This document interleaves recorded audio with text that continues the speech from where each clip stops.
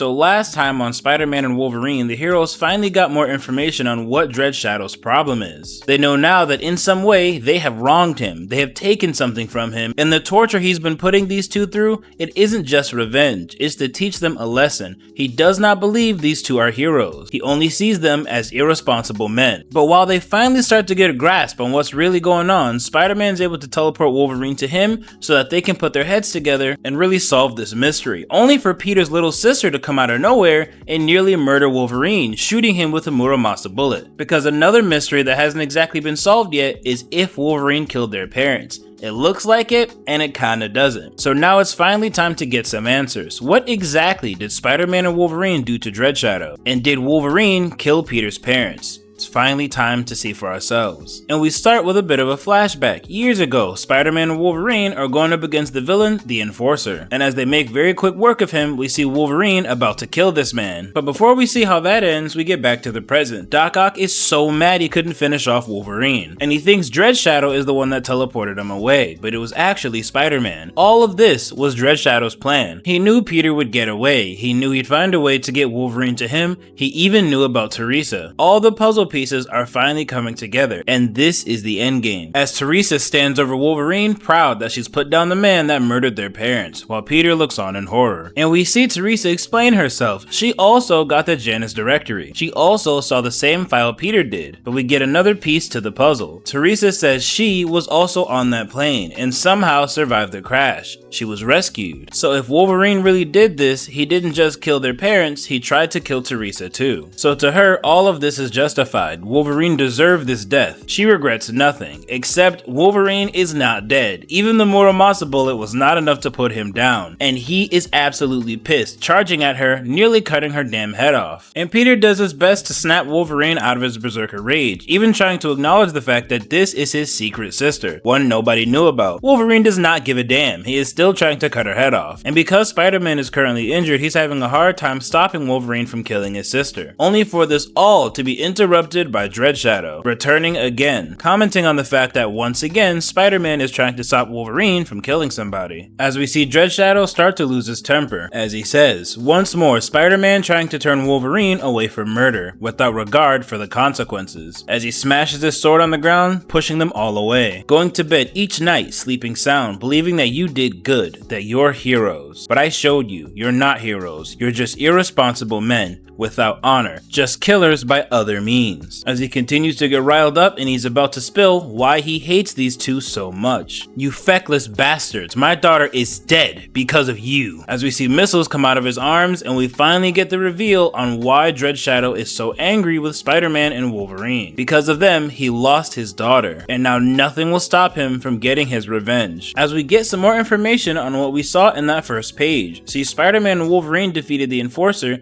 and it looked like Logan was gonna go for the kill. But for once, he strayed away from his murderous rage. He listened to Peter and he spared this man. They sent him to the raft, and he did what all villains do. He escaped and went on another killing spree, but this time, one of the victims was this man's daughter, Evelyn. It's essentially the Joker issue all over again. How many people have lost their lives because Batman won't simply put the Joker down? Hundreds, thousands have been murdered by this clown, and every time Batman catches him, he simply brings him back to Arkham Asylum, a place he keeps escaping. And this is exactly what happened to the heroes. They made a decision to do the right thing, to spare him, and because they did what they thought was right, this man lost his whole world. And we see how he came in possession of all this personal information about Peter and Logan. S.H.I.E.L.D. was one of the first ones to get this Janus directory when it leaked. It gave him everything, and S.H.I.E.L.D. disbanded shortly afterwards, so he had all the time in the world to just obsess over everything about these two, as he built up his muscles and his plan. And once he found out why Spider-Man was so obsessed with Richard and Mary Parker, because he's their son,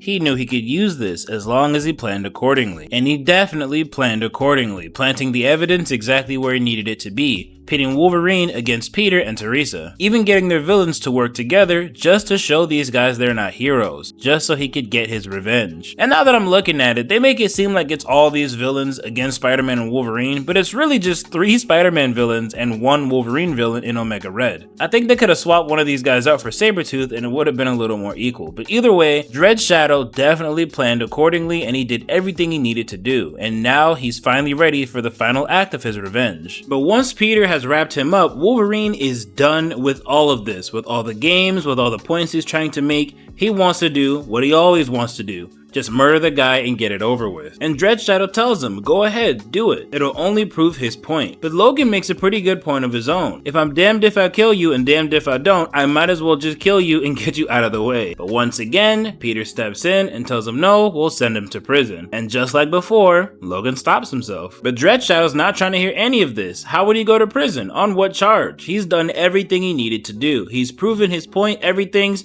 nope. Shut that shit up. Teresa is done with this too. She sneaks behind him and stabs him right through the chest. She tells him, you wanted to prove they weren't heroes? Fine, I never was one. As she then shoots his dead body. Teresa cares less about this than Wolverine does. She just wants this over with. But it turns out whatever energy he's been using in his arms, they're giving him a healing factor as he gets back up and lets him know none of them can change their natures. As he continues to go on about how he's proven his point. Although in my opinion, the point seems a little flat, but we'll get into that later. Because while he continues to heal himself and ramp up all this unknown power, it seems to backfire and completely blow him up. Dreadshadow seemingly dies in front of all of them, getting blown to bits, leaving his arm behind. And now that he's gone, they have time to really think about what he was trying to say, and Peter tells the other two that he tries his best to think about the consequences, to think about what it means to do what they do, and the fact that they are technically playing God, making choices between life and death, and when they make a mistake, they should be accountable for it. Now Logan tries to dismiss this and tells him not to let Dreadshadow get in his head, but Peter stands on this. Dreadshadow's not in his head, he just sees his perspective. The bottom line is, they are responsible for his daughter's death. It is a choice they made, but that's what it means to be a hero. You take the good with the bad and you stand on it regardless. As long as you do your best to protect the innocent, something even Wolverine understands. He knows they played God, and he knows they made the right call, but this time the right call got innocent people hurt. And again, as a hero, you just have to stand on that. It is what it is. As heroes, you simply have to live with the consequences. But now we get a time skip, 1 week later, where we see Peter has called Teresa and Logan together so that they can have a conversation. See, over this week, Peter realized that the footage of their parents dying,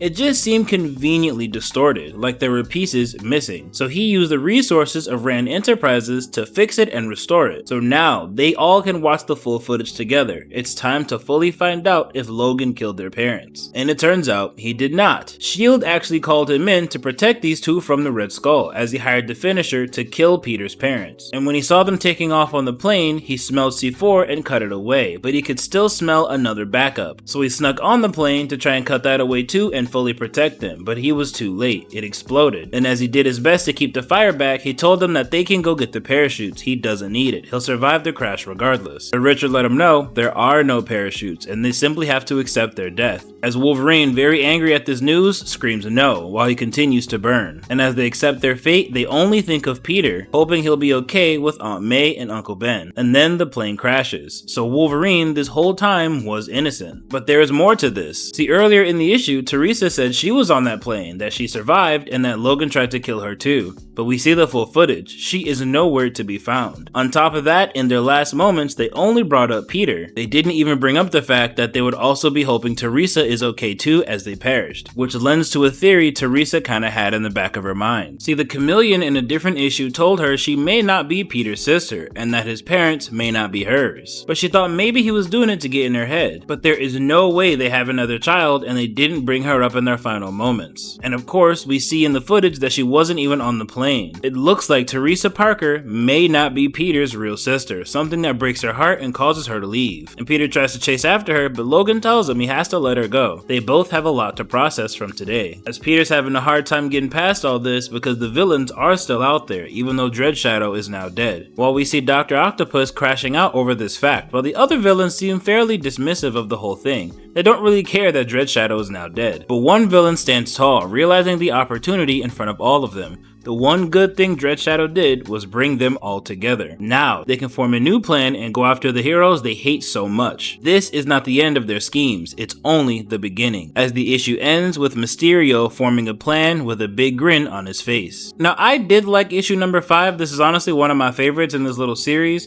The reason I thought Dreadshadow's whole message, I guess, was a little flat is because it's a very simplistic message, and he did all this for such a simple message. He got the villains together, he completely changed and augmented his body, accidentally blew himself to pieces, but his whole plan was the decisions you guys make as heroes affect everyone in a positive and negative way, and that maybe you should be more mindful of the decisions you make. I don't think he needed to do all of this for that very simple message. Hell, I think even if he found a way to confine Spider-Man and Wolverine and simply tell them his story, they would have seen his perspective. Instead, he was trying to prove something like they're not heroes because they made a single mistake, and obviously, they're not going to be shaken by this one mistake. Peter questioned himself a little bit, sure, but he simply acknowledged that, yeah, we're not perfect and we have to accept the consequences as heroes. He didn't change Peter's nature, he didn't change Wolverine's, and he didn't change Teresa's. It just feels like he didn't do anything but show them his perspective, and I don't think he needed to die to do that. I don't even think he needed to do half the things he did just to show these two his perspective. But then again, his daughter was taken from him, so obviously he won't be exactly rational, so he took a simple concept and overdid it. And because of that, I think Dreadshadow is a bit flat in my opinion. But either way, I do hope you guys enjoyed this issue. I thought it would be over here, but we are getting a 6th one, and I'll be covering that as well, and I will catch you on the next one.